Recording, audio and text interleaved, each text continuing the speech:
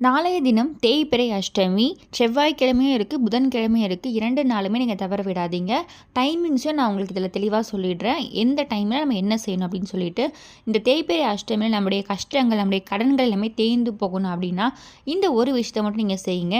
ரொம்ப எளிமையான விஷயம், அனைவரும் செய்யக்கூடிய ஒரு எளிமையான தாந்திரிக பரிகாரம் இந்த பதிவில் பார்க்க போகிறோம். 4 மிளகு மட்டும் இருந்தால் போதும். அதே மாதிரி நீங்கள் கோவிலுக்கு செல்கிறவங்க என்ன செய்யணும், வீட்டில் இருந்து என்ன செய்யணும், இந்த மாதிரி எல்லா விஷயங்களும் டீட்டெயிலாக பதிவில் பார்க்கலாம். நம்முடைய கடன் அடைந்து பணம் சேரும், வீட்டில் இருக்கக்கூடிய அனைத்து விதமான கஷ்டங்களும் தீர ஆரம்பிக்கும்.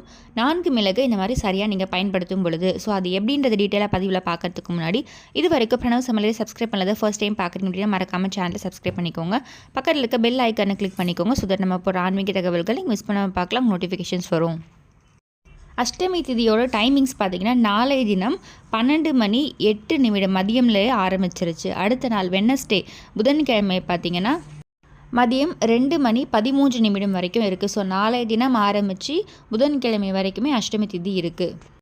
இந்த 2 நாளுமே இதை நீங்கள் செய்யலாம். அப்படி இல்லைனா எந்த தினத்தில் உங்களால் செய்ய முடியுமோ அப்பொழுது நீங்கள் செய்ய ஆரம்பிக்கலாம்.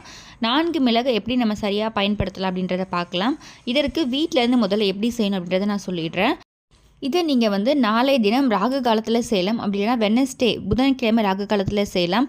நாளைய தினம் பார்த்திங்கன்னா ராகு காலம் மதியம் 3 மணிலேருந்து 4:30 மணி வரைக்குமே நாளை தினம் ராகு காலம். இந்த நேரத்தில் நீங்கள் செய்யலாம். அப்படி இல்லையா புதன்கிழமை அஷ்டமி திதி இருக்குது. ஏன்னா நம்ம சூரிய உதயத்தின் போது அஷ்டமி திதி இருக்கிறதுனால புதன்கிழமை தான் அஷ்டமியாக நம்ம கன்சிடர் பண்ணுவோம். ஆனால் நாளை தினம் மதியமே ஆரம்பிச்சிருச்சு. ஸோ நம்ம 2 நாளுமே இதை செய்யலாம். உங்களுக்கு இன்னும் சீக்கிரமான பலன் தெரியணும், ரொம்ப விசேஷமாக உங்களுக்கு எல்லா விஷயங்களும் உடனே சரியாகணும் அப்படின்னு நினைக்கிறவங்க 2 நாளுமே செய்யலாம். அப்படி முடியாத பட்சத்தில் நாளை தினம் செய்ய முடியலனாலுமே நீங்கள் புதன்கிழமை கண்டிப்பாக செய்யுங்க.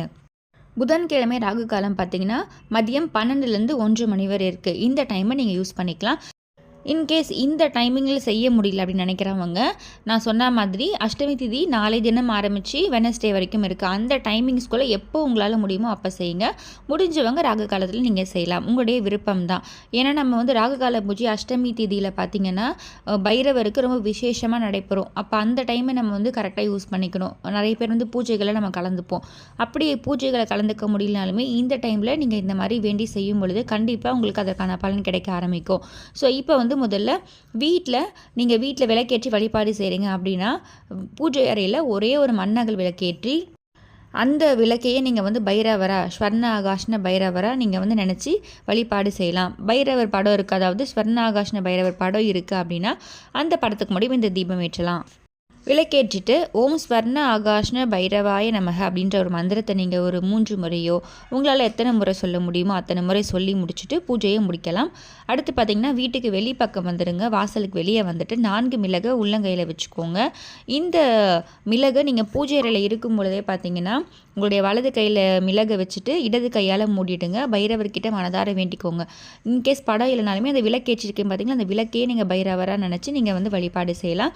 நீங்களுடைய கடன் பிரச்சனை இருக்குது, மற்ற பிரச்சனைகள் இருக்குன்னா அது எல்லாமே சீக்கிரமாக தேர்ந்து போகணும், கடன் தேர்ந்து போகணும், அந்த மாதிரி மனதார வேண்டிட்டு வீட்டுக்கு வெளியே வந்துடுங்க. வெளியே வந்துட்டு அந்த 4 மிளகுமே 4 திசைகளை தூக்கி போடுங்க. ஈஸ்ட்டு, வெஸ்ட்டு, நார்த்து, சவுத், கிழக்கு, மேற்கு, வடக்கு, தெற்கு, இந்த மாதிரி 4 திசைகளையுமே ஒரு மிளகு தூக்கி போட்டு வீட்டுக்குள்ளே வந்துடுங்க. இந்த மாதிரி செய்யும் பொழுது உங்களுக்கு 4 திசைகளில் இருந்துமே உங்களுடைய கடன் பிரச்சனை தீர்வதற்கான பணவரவு உங்களை தேடி வர ஆரம்பிக்கும். அதற்கான வாய்ப்புகளும் உங்களை தேடி வர ஆரம்பிக்கும். ஸோ இந்த மிளகை நீங்கள் வீட்டில் இருக்கவங்க இந்த மாதிரி வழிபாடு செய்யலாம். அடுத்து கோவிலுக்கு போகிறீங்க, நான் இன்கேஸ் ராகுகால பூஜையில் கலந்துக்க போகிறேன், இல்லை மிளகு தீபம் ஏற்ற போகிறேன் அப்படின்னு நினைக்கிறவங்க கோவிலில் நீங்கள் வழிபாடு முடிச்சுட்டு கோவிலுக்கு வெளிப்பக்கமாக இதே மாதிரி 4 மிளகுலையும் நீங்கள் தூக்கி போட்டுடுங்க. கிழக்கு பக்கமாக பார்த்து நின்றவாறு நீங்கள் இதை செய்யணும். கோவிலில் போகிறவங்க நம்ம 27 மிளகு வச்சு மிளகு தீபம் ஏற்றுவோம். அந்த மாதிரி தீபம் ஏற்றி வழிபாடு செய்கிறீங்க அப்படின்னாலும் இதை நீங்கள் செய்யலாம். இன்கேஸ் தீப வழிபாடு மிளகு தீபம் ஏற்றனாலுமே இதை நீங்கள் செய்யலாம். இதை அனைத்து மாத்திரமே செய்யலாம். நீங்கள் அந்த குறிப்பிட்ட டைமிங் மட்டும் நோட் பண்ணிக்கோங்க. அந்த டைமிங்கில் செய்ய முடிச்சுன்னா அந்த டைமிங்கில் கண்டிப்பாக அந்த 4 மிளகு தூக்கி போடுங்க. 2 நாளுமே செய்யுங்க. ஏன்னா நாளை தினம் மதியமே ஆரம்பிக்குது அப்படின்றதுனால அந்த 2 நேரத்துலையுமே 2 ராகு காலம் வருது பார்த்திங்களா, 2 நாளில் அதை 2த்துமே நீங்கள் மிஸ் பண்ணாமல் இதை செய்யலாம். இந்த மிளகுக்கு நம்முடைய கடன் பிரச்சனையை தீர்க்கிறதுக்கு, நம்மளுடைய பிரச்சனைகள் தீர்க்கிறதுக்கு கண்டிப்பாக ஒரு பவர் இருக்குது. நம்ம 27 மிளகை பார்த்திங்கன்னா ஒரு மூட்டையாக கட்டி அந்த மூட்டை நல்லெண்ணெயில் அதை நினச்சி தீபமாக ஏற்றுவோம். அந்த மிளகு அந்த எண்ணெயில் எப்படி கொதிச்சு எரிஞ்சு அது இதுவாகுதோ அதே மாதிரி நம்முடைய பிரச்சனைகளுமே தீரும் அப்படின்னு சொல்லிட்டு தான் மிளகு தீபம் நம்ம பைரவருக்கு ஏற்றுவோம். குறிப்பாக வளர்பிறை அஷ்டமி, தேய்பிறை அஷ்டமின்னு சொல்லி 2 அஷ்டமிகள் வரும். வளர்பிறை அஷ்டமி நம்முடைய செல்வங்கள் சேர்வதற்கு, பணம் சேர்வதற்கு இது எல்லாமே நமக்கு யூஸ்ஃபுல்லாக இருக்கும். அதே மாதிரி தேய்பிறை அஷ்டமி நம்முடைய பிரச்சனைகள் தீர்வதற்கு, நம்முடைய கஷ்டங்கள் காணாமல் போகிறதுக்கு, கடன்கள் தேய்ந்து போகிறதுக்கு, நம்முடைய அனைத்து விதமான பிரச்சனைகளுமே தீர்வதற்கு இந்த தேய்பிறை அஷ்டமியை நம்ம வழிபாடு செய்வோம். அப்போ இந்த கடன் பிரச்சனை தீர்ந்தாலே ஆட்டோமேட்டிக்காக நம்மக்கிட்ட பணமும் சேர தொடங்க ஆரம்பிக்கும். பணம் சேர தொடங்கினா நம்முடைய கடன் பிரச்சனை விரைவில் தீர ஆரம்பிக்கும். ஸோ இதுதான் ஒரு எளிய சூட்சுமம். ஸோ இதை நீங்கள் மிளகை பயன்படுத்தி செய்யும் பொழுது கண்டிப்பாக உங்களுக்கு நடக்க ஆரம்பிக்கும். டைமிங்ஸ் முடிஞ்சவங்க ராகு காலத்தில் பண்ணுங்கள். எல்லாருமே நல்லா செய்ய முடியும்னு சொல்ல முடியாது. அப்படி இன்கேஸ் முடியலன்றவங்க புதன்கிழமை மதியம் ஒரு 2:13க்குள்ளே நீங்கள் இதை செஞ்சு முடிச்சிடுங்க. எப்போ உங்களுக்கு டைம் இருக்குன்னு பாருங்கள். நைட் டைமில் டைம் இருக்கா, இல்லை ஈவினிங் டைமில் டைம் இருக்கா, எப்போ உங்களுக்கு டைம் இருக்கோ அதை செஞ்சு முடிச்சிருங்க. இப்போ நான் இதை அனைத்து மதத்தினருமே செய்யலான்னு சொல்லியிருக்கேன். நீங்கள் எந்தவித பூஜை மந்திரம் எதுவுமே இல்லாமல் ஜஸ்ட்டு பிரபஞ்சத்துக்கிட்ட உங்களுடைய வேண்டுதலை சொல்ல போகிறீங்க. சொல்லிவிட்டு இந்த 4 மிளகுமே தூக்கி போட்டு வர போகிறீங்க. 4 திசைகள்லையுமே கண்டிப்பாக உங்களுக்கு உதவி கிடைக்கும். இந்த மிளகு நீங்கள் வீட்டில் இருக்கக்கூடிய மிளகையை பயன்படுத்திக்கலாம். தனியாக வாங்கணும் அப்படின்ற ஒரு அவசியம் கிடையாது. இன்கேஸ் உங்களுக்கு மாதவிடாய் காலம், தீட்டு காலம் இந்த மாதிரி இருக்குது அப்படின்னா, பூஜை செய்ய முடியல அப்படின்னு நினைக்கிறவங்க நீங்கள் இந்த மிளகை மட்டும் தூக்கி போடுங்க. குறிப்பாக நாளை தினம் செவ்வாய்க்கிழமை அப்படின்றதுனால நம்ம எப்பொழுதுமே முருகப்பெருமான் வழிபாடு நிறைய பதிவுகளை உங்களுக்கு சொல்லியிருக்கேன். அந்த வழிபாடையும் நீங்கள் நாளை தினம் செய்யுங்க. செவ்வாய்க்கிழமை தேய்பிறையில் வந்திருக்கக்கூடிய இந்த செவ்வாய்க்கிழமையில் நம்முடைய கடன் பிரச்சனை தீர்வதற்கு நம்ம ஆல்ரெடி துவரம்பருப்பு பயன்படுத்தி சொல்லியிருப்பேன். 1 ஸ்பூன் துவரம்பருப்பு ஒரு ₹1 நாணயத்தை உள்ளங்கையில் வைத்து மனதார வேண்டிட்டு அதுக்கப்புறம் அதை ஒரு பாக்ஸில் போட்டு அப்படியே ஸ்டோர் பண்ணிகிட்டே வாங்க. ஒரு 6 வாரம் இல்லை 9 வாரம் சொல்லிட்டு 6 வாரம் முடிஞ்சதுக்கப்புறம் இல்லை 9 வாரம் முடிஞ்சதுக்கப்புறமா அந்த பருப்பு துவரம்பருப்பு இருக்குது பார்த்தீங்களா, அதை நீங்கள் பறவைகளுக்கு மண்பாங்கான இடத்துல மரத்துக்கடியில் தூவி விட்டுங்க. அங்கே பறவைகள் சாப்பிட்டுடும். அந்த நாணயங்களை கோவில் உண்டியல், முருகர் கோவில் உண்டியல் நீங்கள் செலுத்திடுங்கன்னு சொல்லியிருப்பேன். இதையும் நீங்கள் செய்ய ஆரம்பிங்க. அதே மாதிரி இதை 6 வாரம் செய்ய முடியல, அந்த மாதிரி 9 வாரம் தொடர்ந்து செய்ய முடியல நினைக்கிறவங்க செவ்வாய்க்கிழமை மட்டும் எந்த வாரம் உங்களால் முடியுமோ அந்த வாரம் நீங்கள் செய்யலாம். ஒரே 1 ஸ்பூன் துவரம்பருப்பு உள்ளங்கையில் வச்சு வேண்டி வணங்கி அதை அப்படியே நீங்கள் மண்பாங்கான இடத்துல தூவி விட்டுடுங்க. ஸோ முடிஞ்சவங்க ஒரு வாரமும் பாக்ஸில் ஸ்டோர் பண்ணி வைக்கலாம். அப்படிலாம் தினமும் நீங்கள் நான் சொன்ன மாதிரி செவ்வாய்க்கிழமை மட்டும் தினமும் நீங்கள் இந்த துவரம்பருப்பை தானம் செய்கிறதுனால உங்களுடைய கடன் பிரச்சனையும் தீர ஆரம்பிக்கும்.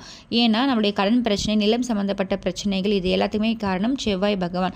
செவ்வாய்க்கு அதிபதி முருகப்பெருமான். அவங்களுக்கு உரிய தானியம் தான் இந்த துவரம்பருப்பு.